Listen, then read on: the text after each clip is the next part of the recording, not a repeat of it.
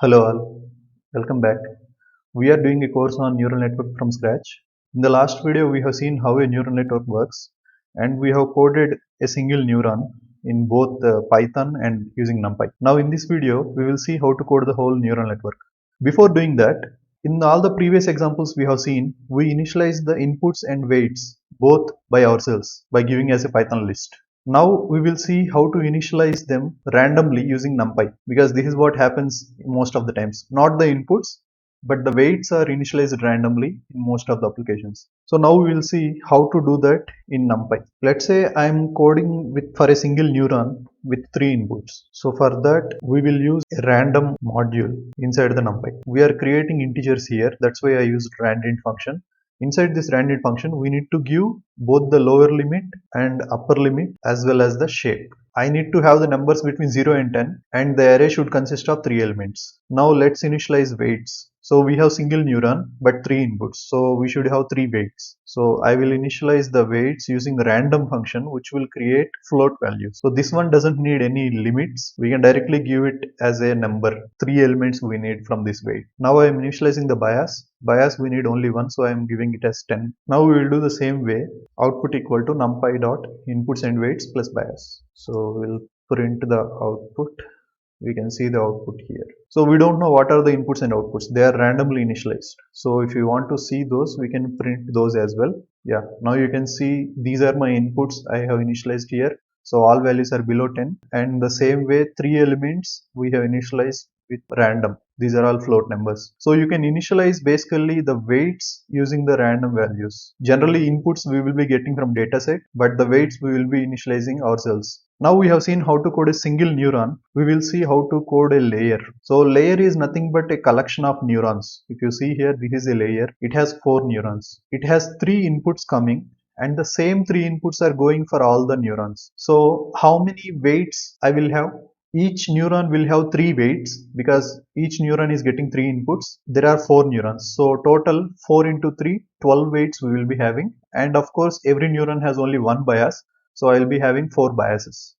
And outputs also I will be having 4 outputs because every neuron will have only one output value. Now we will see how to do that. First we will do the Python way. So I am initializing the inputs here. So I initialize the inputs the same way. We have 3 inputs. I took 1, 2, 3. Now we need to have weights. We have 4 neurons. Each neuron has 3 weights. So let's suppose that these are the weights for a single neuron. Now I need the similar weights for other neuron, and these are the weights for my second neuron. The same way I will replicate for 4 neurons. Yeah, now if you see, we have 4 lists and we will take everything inside another list. So all weights of all the neurons we consider it as a big list, and inside my list I have individual lists for individual neurons. So if I convert this into numpy array, what will happen? I am converting this into numpy array. Okay, so we can see that the shape is 4, 3. The first value indicates how many neurons we are having, 4 neurons, and the second value indicates how many weights each neuron is having. I have created as a numpy array just to show you the weights, how it forms actually if we have multiple neurons. Now we have 4 outputs here. It's not a single output because we have 4 neurons. Let's calculate output 1. If you take the output here, this is the output of the first neuron. If you consider what we are doing, we are taking the inputs, first input, second input and third input, and you are multiplying with the weights of the first neuron. The first index indicates that is the first neuron, and the second index value indicates which particular input does it corresponds to, which particular weight here. So if I take weights of 0, I will get only this part, and inside this I will take like the 0th element, first element and second element here. So this will give me the first output. I will just replicate this for all the neurons. Now you can see I have written the output function for all the 4 neurons. So it's the same thing, except we need to carefully take the corresponding values for weighted sum. So if you print all the 4 outputs, we will get like this. So 1.4 is the first output, 3.0, 4.0, 2.7. So now this is a bit difficult because we need to do all this and we need to take care of the indexes. Let's do the same thing with NumPy. If you are doing the same thing with NumPy, my inputs are still 3. So I will just take random inputs. If I take weights, earlier I have only single neuron. So I kept like three elements because we have three inputs, so we need three weights. Now we need three weights for each neuron and we have four neurons. So the weights we initialized with random.random, and we need a matrix this time because we have four neurons, and the matrix shape I have initialized inside another parenthesis 4 comma 3. We have four neurons now, which is the first shape, and we have three weights for each neuron. So now we got like weights and inputs. Now I need biases. How many biases we need? We need four biases because we have four neurons. So biases I will initialize with numpy. So now I need to calculate the output. So for calculating the output, we will do the same way like earlier using numpy dot function. So for this, we will take inputs comma weights, and then we need to add the biases. We will print the output and see what happens.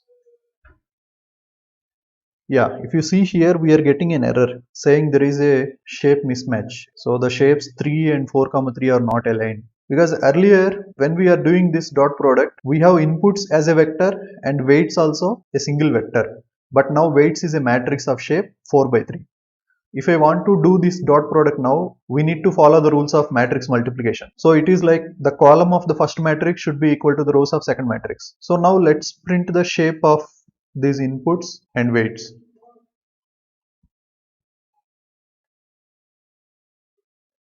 If you see here, the shape of the inputs is 3 and the shape of weights is 4 comma 3. So obviously the 3 and 4 here are not matching because this is like a column here and this is the rows here. It's not matching. So for getting this, what we need to do, we need to apply the transpose here. So I'm applying the transpose to this weight matrix. When we apply the transpose, what happens? This 4 by 3 gets converted into 3 by 4. Then the 3 will be matching with 3 and the output will be calculated. Yeah, if you see here, after I do the transpose here, I'm getting the output. And we are getting four outputs because we have four neurons. So you remember that when we are doing this dot operation with matrices involved, then we need to take care of these shapes. So the blind rule is to keep transpose for the weights. So the first arguments are inputs and the second arguments are actually weights with the transposed. So now we have coded a layer with four neurons with numpy. So it's pretty simple. We will initialize the inputs and the weights using numpy random values. So the inputs and weights, we will check the shape, we will do the dot product. So here this dot operation is same irrespective of how many neurons we have. We just need to keep inputs and weights here and add the bias. Whereas if you want to do it the Pythonic way, we need to take care of the indices and everything because we are dealing in the Python lists. So that is one advantage we get when we use NumPy. So if you see here, till now we have coded till this much. So like we are getting the three inputs to the four neurons. And now we will see how these four outputs coming from the neurons will go to the next layer as the inputs. Okay. So whatever we have done previously, these things will be useful. So I have initialized three inputs and then I have initialized the weights for four neurons in the layer 1. So let's call it as weights 1. And the same way the biases for the four neurons in layer 1, we call it as biases 1. So these are for layer 1. Now we need to calculate the output for this layer. We know how to calculate also. Let's take it as output 1 here. Numpy dot inputs and weights 1 dot transpose plus biases 1. Now let's print the output 1.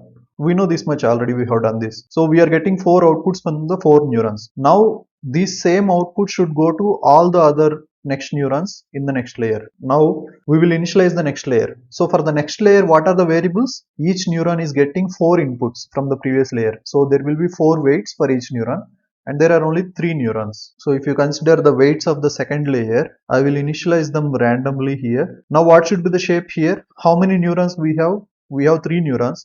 Each neuron has four weights. That's why it should be 3 comma 4 now. In the same way, bias also we should have only three elements because we have only three neurons here. Okay, we got the biases and weights. What about the inputs? Inputs we are getting from the previous output. This is going as input for this particular layer. I need to do the dot product between the output of first layer with the weights of this particular layer. Then we need to add the biases of this layer. Now we will see what is the output here.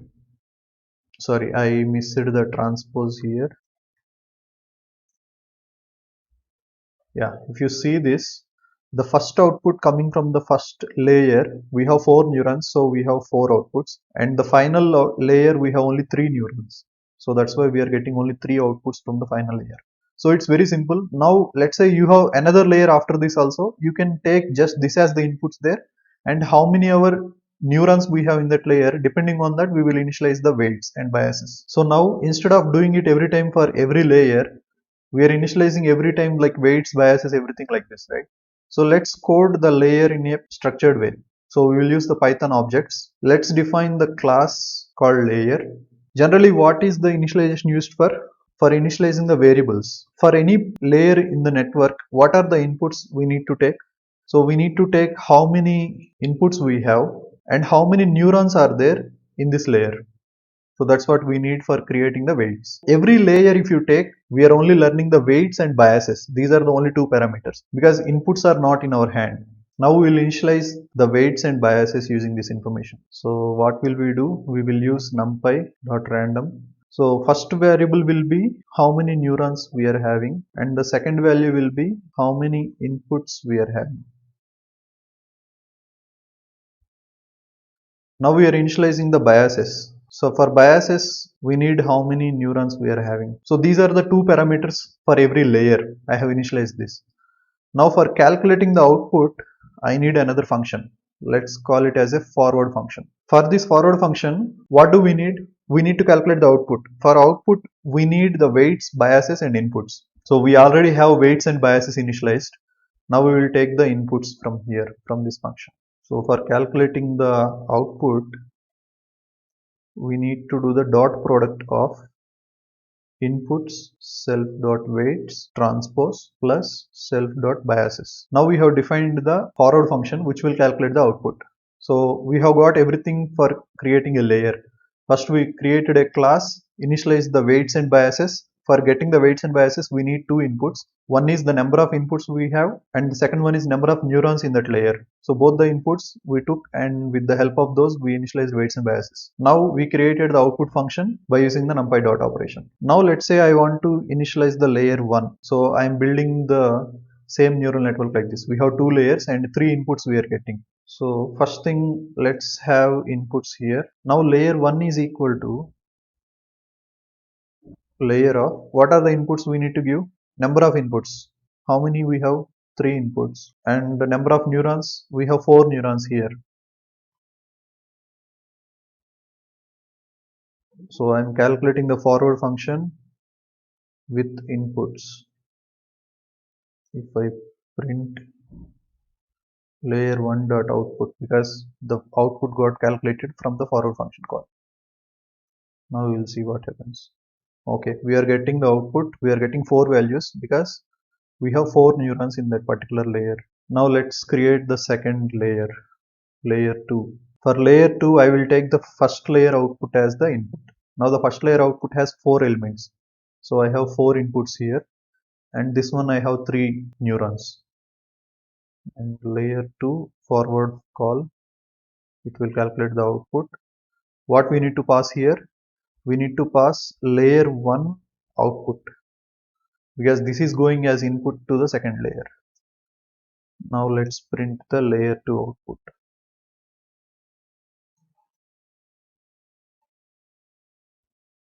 So this is working the same way how we have done here. Only thing is it's much cleaner. If you want to add one more layer, we just need to have 2 more lines. That's it. So this layer class is being used for creating the whole network. So let's suppose you want to create another layer, layer 3. We have only 2 outputs. We are doing the forward pass with layer 2 dot output. This goes as input for the layer 3. Now let's print layer 3 dot output. It should have 2 outputs. Yeah, we have very structured way of coding a layer here. We have built the network with 3 layers now. So this is a neural network with 3 layers. Okay, so far we have seen with a single input. What if we have batch of inputs? Generally, when we are training the neural network, we don't give a single sample to the network to learn. We will generally give batches of samples. So if you consider a list of lists here, this is like input with batch 2. So this is like input with batch 3. If you convert this into NumPy array, you can see here it's 3, 3. The first index always indicates the batch size. So it indicates that you have the batch size of 3 because you have 3 samples here. and each sample has three values or three features, you can say. So these are my inputs. If you consider the weights here, you initialize the weights and biases the same way as before, because weights and biases depends on number of neurons. So we have 4 neurons in our layer, let's suppose, and our input, each sample has 3 elements. So I am taking 4 comma 3, and biases I will take 4 elements because I have 4 neurons. Now my output will be calculated the same way like before. So if you print the output, you will get like this. You can see here, because our batch size is 3, in the output also we are getting 3 batch, but each output we have 4 values because our layer has 4 neurons, right? If I print output dot shape, I will get 3 comma 4 because 3 is the batch size and we have 4 neurons, so we got 4 outputs. Yeah, so this is how you will do when you have batch of inputs.